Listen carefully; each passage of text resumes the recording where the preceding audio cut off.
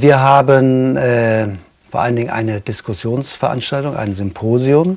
Das wird in der zweiten Woche sein, am Freitag. Und da haben wir 3 wirklich sehr, sehr gute Filmemacher, 2 Filmemacher und eine Filmemacherin eingeladen aus dem Kongo, aus Kamerun und aus Ägypten.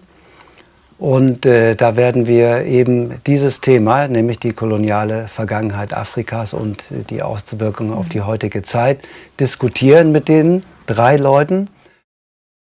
So we'll be discussing on how far this colonial past is harming or influencing the economical, political and cultural relationship within African countries, within people in the continent, and between Africa and the rest of the world. I think the grappling with colonialism is the issue, not colonialism in and of itself. It's how, as countries, we've managed to integrate and move along with our own heritage. And be it in North Africa, the Middle East, or the rest of the continent, I absolutely hate that division of sub-Saharan Africa, because I personally think it's a colonial concept in and of itself. Juju Factory was playing in Belgium, in Brussels. And at that time, I do remember that people were saying, okay, so a film played in Brussels, even African people are playing the same film, cannot be African. I mean, you made the film about the Seko dictator in Gabon, people are saying, okay, it's African, and when it's out of it, it's no more African. You know, for European, what means an African film? An African film must be a film on poor people, on war, on dishes, all those pandemic situation you can find in Africa. Ebola. As you know now, all Africa get Ebola. Yesterday I was in Kinshasa, maybe I'm transporting Ebola. But as we know, there is Ebola in 4 countries. But in your mind, Ebola is in Africa. Africa is a continent, is also a country. As we know from Europe. And when people are talking about African cinema, Africa is 55 countries. Is different from Somali to Kinshasa. It's not the same vision of life. But for European people, when you are dealing with African narrative, there is no boundary, there is no individual culture. They want to put you on one box. They call this box Africa.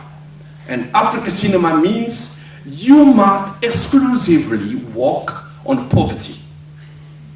But cinema, as we know, is not about poverty. Cinema is kind of intermediation between reality and fiction. As we made this film in Brussels, it became a kind of hybrid film. Because is it an African film? And what means an African film? Exactly. And they say it's not an African film. Even the Berlinale, they say, no, it's not an African film because it's not shot in Africa. There was a reality that we could not shy away from, which was that most African filmmakers were not living in Africa. And the reality was also the fact that to be an African filmmaker who can actually make films that need funding, there were not that many places to go. So we all sort of ended up somehow in the diaspora, floating. Every time we talk about Africa, it's always the past. You know, it's like always the past, like that's the natural space or time of Africa. The present, you see it in the news, bad news, Ebola, like you just said. But future is like, no, it's not Africa. So I think it's a space that is there and then I think it's a space that is interesting. I come from a position where I honestly believe that the visionaries who had the courage to stand up against this mammoth called colonialism had the courage to it was such a huge thing. How can an individual think he can fight it? And they stood up, They had a vision and they got organized to change their lot. And independences happened in different forms and shapes, but they happened. And then what? So the film is about the transition of a liberation movement to a ruling party and that process of losing the dream. Because as a liberation movement, you have dreams of changing the world, and then when confronted by the reality of power, your dream becomes quite downsized. Cinema plays a very important role in the building, reinventing of Africa, as Mudimbe said. The image you have of Africa was also built with Tarzan, with King Kong, who was supposed to be the King Congo. The King Congo is Leopold II, and he became King Congo, and all those images is in your submind as image of Africa. From all the old documentaries made by missionaries, by churches, to the new Hollywood. And we have to have the courage to say, look, we can take all this and format it in a new way to tell the story. So I'm trying to say to the people of government, cinema is a very important art of representation. Making a film is like sending a letter to the world. What is the news we are giving to the world? A country without cinema is like a country without memory. What we need is to decolonize Europe. If we can free Europe from its own past, and then we can talk about peace as social justice. I do believe that when you understand this project, how to decolonize Europe. Yes. Thank you. Yes.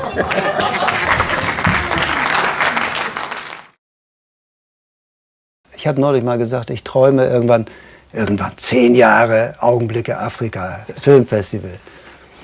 Also ich hoffe, dass wir dahin kommen.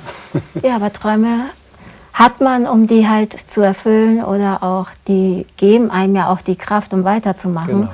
Und immerhin, ihr seid im 3. Jahr, es läuft, die Zuschauerzahl steigt stetig und mal gucken, was dieses Jahr bringt. Und ich hoffe, wir sehen uns dann nächstes Jahr wieder. Okay. Ja. Wenn dieses afrikanische Festival in Altona fehlen würde, das ist ganz, ganz grausam. Weil, wie sollen wir denn andere Kulturen kennenlernen, wenn wir das nicht gemeinsam mitmachen mit den Deutschen und Afrikanern, die hier leben? Weil das bringt ja eine Farbe, der bringt Kraft, der bringt Zusammenleben und Zusammensein. Und das ist der Sinn der Sache, deswegen sind wir auch hier.